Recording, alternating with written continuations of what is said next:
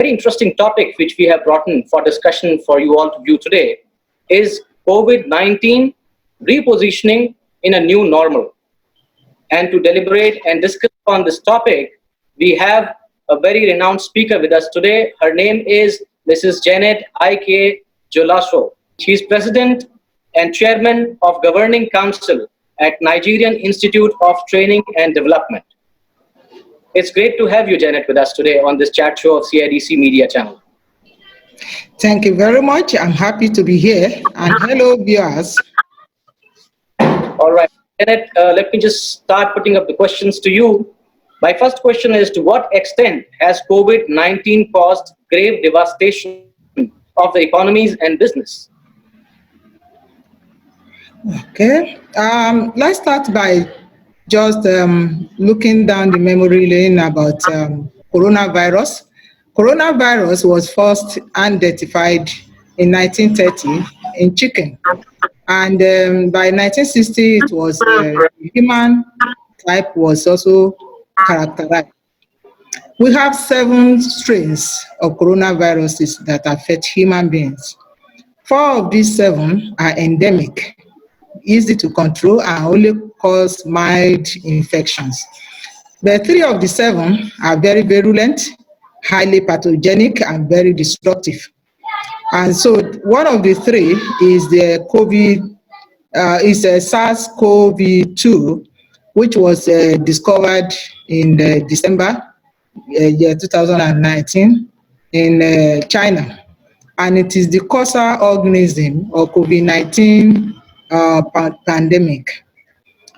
The COVID-19 pandemic is very, very destructive. It has brought hardship to businesses and economies, so much that some goods and services are no longer being demanded, and even some essential ones, like for instance, aviation industry, tourism, hospitality, manufacturing sectors, all are affected so badly because of the shutting down of the borders, and as well as some non-essential goods. People have to monitor what they have, their incomes and all that. So they cut down on a lot of things. So, and it also affected the service industry because of the restriction on movement. And the bottom line is highly affected. It was even, there's some people that forecast that if this lockdown should last 3 months, about 25% of businesses in the world will close down. And if it should go up to 6 months, it will even affect up to 75%. And if you look at the number of countries that this pandemic has already affected, it's over 100, with over 4 million cases and over 300,000 deaths, with about 1 million recovered. So you can see that the impact on businesses is tremendous. It's very devastating. And the total sum of businesses in every country makes up the economy. So of course, the economy is badly affected. And the issue here now is we know how far it has gone, but we don't know how far it's going to go. Because the first time when we had the pandemic, especially the one of year 1918, it lasted about 2 years. So if this is to go up to 2 years, only God can save the nations. And Janet, what opportunities, according to you, this pandemic has opened up to the individual and business? Well, because for every disappointment, there's an appointment. For every bad issue, there's always an opportunity. We have had, now, for instance, we are having Zoom meeting. Before the pandemic, this may not happen often. A lot of people are now ready to embrace e-learning. They are ready to embrace ICT to the fullest. Many are investing in ICT now. because we are saying that is the mainstream, is the main part to keeping your business. So I can say that because of the pandemic, the road, for instance, a lot of products maybe that bring in cash flow are now being developed. You see people, even the medium and small scale businesses are now looking inward, what can they do, what do people need around them. So it will bring up a whole lot of new businesses.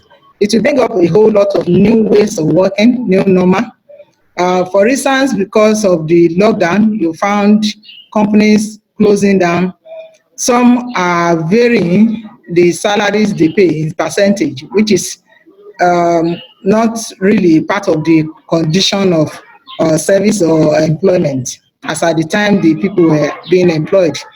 But it's opening up discussion for people to include in their condition of service what we term force majeure, as in case of pandemic, in case of situations like this, what should companies do? Because many companies were unprepared and they were faced with challenges of unplanned decisions. So now we have to look, most companies will now have to look at how best they can embrace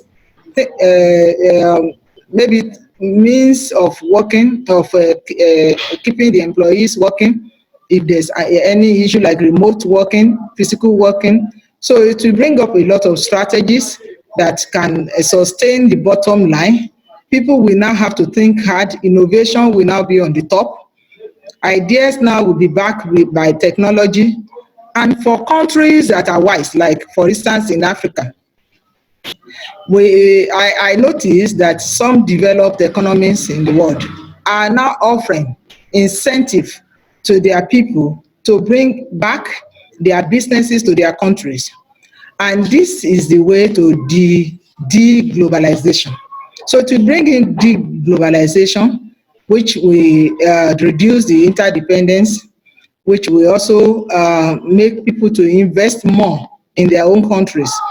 And then for countries, the continent like Africa, where we have cheap labor, you find that some businesses will also want to invest in Africa instead of China, because one of the attractions of China is cheap labor and of course technology. But because of what happened, I think people will like some developed economies will like to look more inward.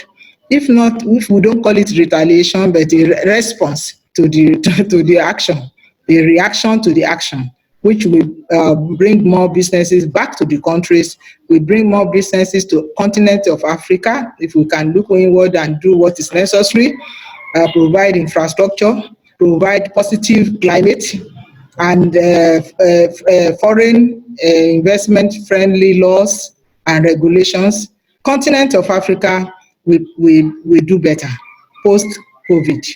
And many companies will also do better because they will now be forced to look at how they can be self-sufficient and provide the needs of their own people before they talk about export. So these are, and then for individual, you see that many individuals now are on their own. They are their own teachers, just like me. I've learned a lot for these few weeks. I've been able to embrace a lot of e-learning. I've gone on short courses. And for those who are doing L&D, learning and development for consideration, they are also developing packages. You have seminars now, webinar seminars, and you have also a synchronous training and synchronous training packages being offered on social media. These are part of the benefits that individuals, countries, and businesses will have post-COVID. Right, rightly said, Janet. We certainly have a lot of learnings and a lot of lessons, we've really learned from the outbreak ravaging the world. What, according to you, is the key learning so far? First, I want to start by from the human angle. This case was reported in China. A lot of stories surround the involvement and evolving of this COVID or SARS-CoV-2, which is the causal agent. The lesson the world should learn, and I'm very sure whatever the true story is about how this virus comes about, because normally it lives in animals like bats. Some of them stay in camel, cats. So it's not usually, the human beings are usually not host to this virus. Something must have gone wrong somewhere. And so, number one lesson is that we should know that our action of today will have a tremendous and a lot of impact on our future. And then we also do not exist in the world alone. Whatever we're doing, we should consider others. What will my action bring upon other people, my neighbors, and whatnot? I'm not too sure that China would have thought this could go this way, losing so many lives, destroying so many businesses.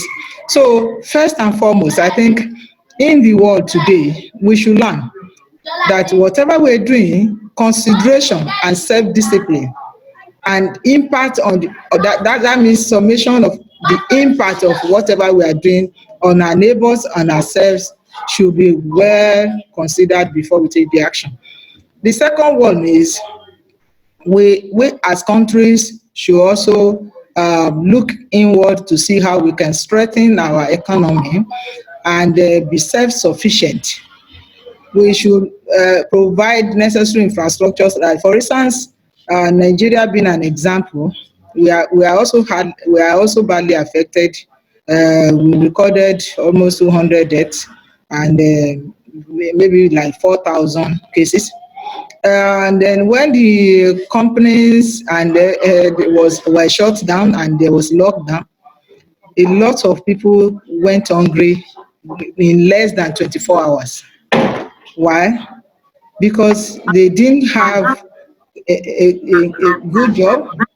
They did not have regular means of income, and most of them depend on daily income.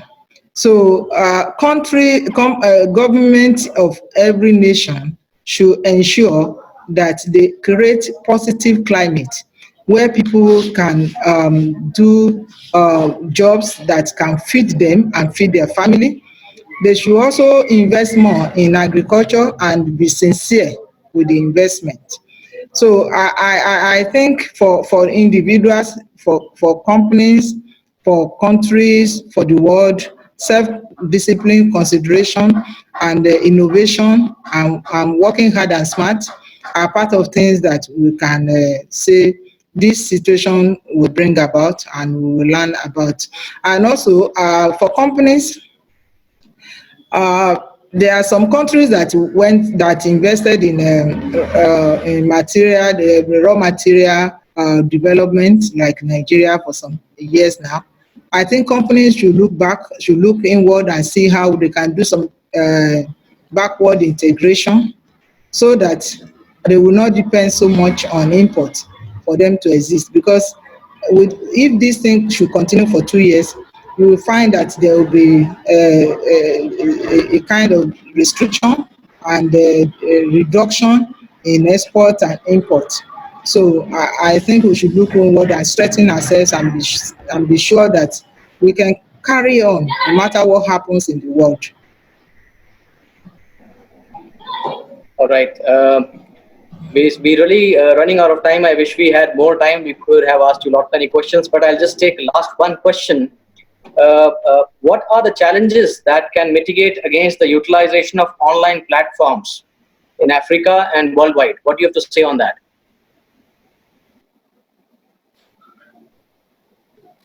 Okay. Hello. Okay. In Nigeria or in Africa, I think infrastructure will be one of the factors. We don't really have adequate infrastructure. When people were asked to stay at home and everybody went on in the internet and online, it was a whole lot of pressure on the little network service that we had, and so people were having a lot of problems. Like Zoom meeting, you zoom in and zoom out. For instance, as we have been talking, the last few minutes I would have been disappearing, and you would have been disappearing. I think so. We should try as much as possible to work on our infrastructure, and then and also we should as aside from this infrastructure, we should do, like I said, companies should do rationalization and diversification, providing products that are more needed locally, and also looking at which ones they can strategize on and reduce. And again, the employment. Well, thank you, Janet. Thanks very much. You have really touched on those critical aspects and areas and helped us and our viewers understand on this very interesting topic which we discussed with you, repositioning in a new normal in this situation of COVID-19. Thank you very much, Janet, for being with us on this chat show of CIDC Media Channel. And viewers, for you, we again request you to like our videos, and please keep on watching and encouraging all of us so that we can bring more such interesting insights and discussions from the senior people from the industry across the globe. Thank you very much, and do not forget to give your feedback in the comments so that we can consider your comments, and based upon your comments and feedback, we can bring in more and more interesting topics for you to view. Thank you very much.